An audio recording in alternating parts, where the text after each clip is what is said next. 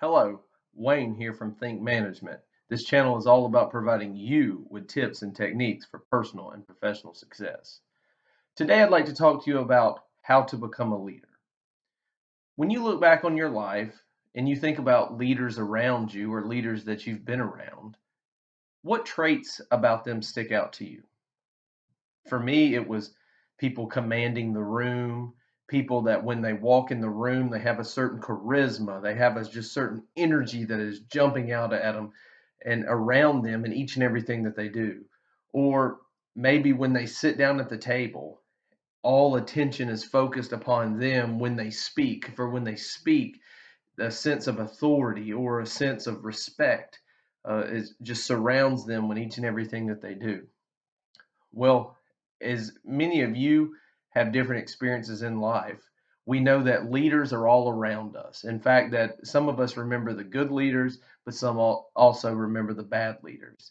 Well, today I will talk to you about what does it take to become a leader and how to actually train yourself or prepare yourself for a leadership position. First, it all starts with self accountability. Well, if you take credit for the right things that you do, you must also take credit for the wrong things that you do. While this seems so trivial and seems so simple in life, many people want to take credit for their successes, but in turn, not take credit for their failures. Well, true leadership involves accountability from both the positives and the negatives, for the successes as well as also the failures. In order to truly become a leader, you must recognize that not only are you responsible for one, you are responsible for the other. Next, when you're becoming a leader, one of the most important concepts that I can stress to you today is learn to help others, but also learn to ask for help. Myself, I'm not very good of a woodworksman by any means. And just recently I tried to build shelving in my garage. Well, I quickly knew after taking all the items out of my garage and cleaning the floors that I needed help. This is just not my thing. So I knew I needed to ask for help. So what did I do? I went and asked a couple of the woodworksmen, how do you do this? What do I need to do? What can I do to ensure that I will be successful? That I only have to do this one time and only one time. Well, when you learn to ask for help and when you learn to help others, you quickly realize that leaders truly get more benefit out of helping others than they do of helping themselves. Next, I'm reminded of a story in which I read one time in which Truett Cathy was sitting around a table and many people were talking about how his restaurants they wanted to make more money and make more revenue, and they thought about adding this service or adding this service and different things. And so he let every single person around the room and around the table talk and give their piece on what they thought could be improved. Well, lo and behold, once it got to the end, I remember reading that he went and stopped and got every single one's attention. And every single person stopped and just looked at him because he commanded that respect and that authority. And he quickly said, we must be all that we can be now and maximize our fullest potential as a company before we can think about branching out and doing anything else. Quick lesson there. One, listen before speaking. While this is hard for some, including myself, I find it hard not to interrupt at times, but listen to everyone. By listening to everyone, they feel like they're heard. They feel like they're a part of the conversation and ultimately part of the solution. And then speak last. One, it gives you the benefit of hearing everyone, hearing everyone's opinions, and therefore you will feel and others will perceive that you do not dominate the conversation, even if you know the answer right at the beginning of the conversation. Next, in order to become a leader, you must stay humble.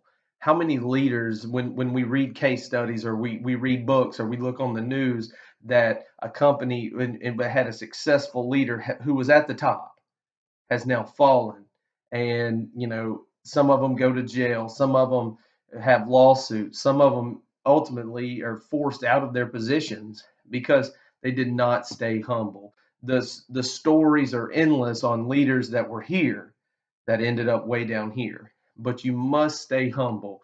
I'm reminded of a story in which a man was in leadership position, but he rose through the ranks, and so he started out at the lowest level job and worked his way up, and then as he became the CEO, one of the ways that he expressed this humility was that on every single birthday and work anniversary for all the members of his company, all his employees, he hand wrote them a letter, a thank you note, or a happy birthday card to them. That gratitude, that expression of humility, not only it took time. I mean, this man would get on flights and be writing cards and addressing cards and things on flights across the country. That just one act of humility changed the entire culture of his company and truly has made a difference to this day. Next, in order to become a leader, you must have a clear vision. You must be able to inspire others. You must be able to look through the muddy water, look through a glass that may be half empty to some and recognize that it's half full. And you must inspire others to take that next step, to improve themselves, to support themselves um, in whatever they do. You know, true leaders learn not only how to inspire themselves, but also to inspire others. While this is a unique characteristic that is continually evolving, that no matter who they are, you must always seek internal motivation as well as express motivation to others. Good leaders continually learn that what inspires one employee will not likely inspire another employee, right? All employees are different. And when you look at their personalities and when you look at their mindsets and when you look at how they view a certain instance, then you can learn in what inspires them. For instance, one employee might be inspired by greater pay. One employee might be inspired by greater recognition of their services. One employee might be inspired by a lunch from the boss, or another employee just might be inspired by good job, keep up the good work.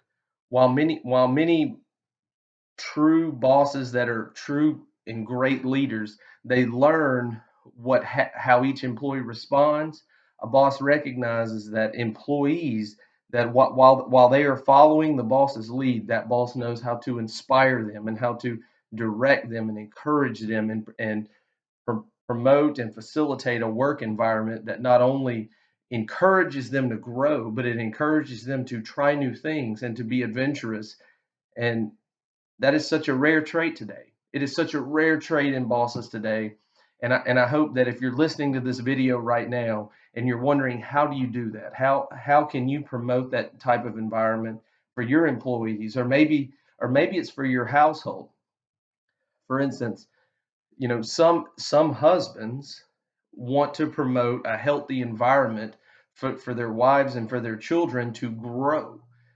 Now, while this may seem kind of unique, but when you have families that are continually growing with each other, then the possibilities are endless. You never want stagnation there. That's important in relationships. That's important in boss employee relationships. Whatever it is, you must encourage growth, and leaders help promote and facilitate an environment that promotes growth.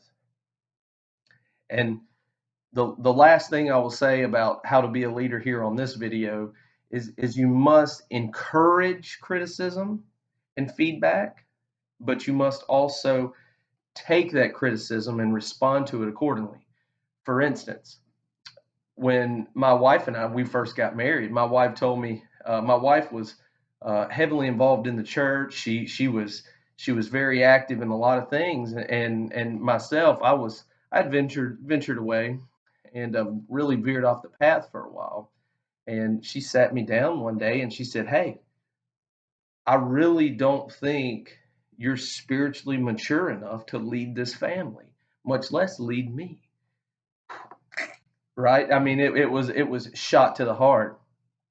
But what I quickly learned was that I could either fight or flight. Would I respond positive or would I respond negative? Well, I can say that I am happy in the way that I responded, but it took me a while to realize that my response was going to be crucial in setting that path moving forward. And I fought, and and I still fight every single day to help lead our family and things. And so I would encourage you out there today, if you're trying to become that leader you always want to be, to maximize your full potential, or maybe you're just now getting that initiative to step into the leadership realm, I would encourage you to look at these steps and to really think about these things, because these are key elements that we will talk about more in the future, but we also will go into more in depth, because I want you to reach your fullest potential in life. Until next time, thank you for your time. Please feel free to like or subscribe to this video, and thank you very much.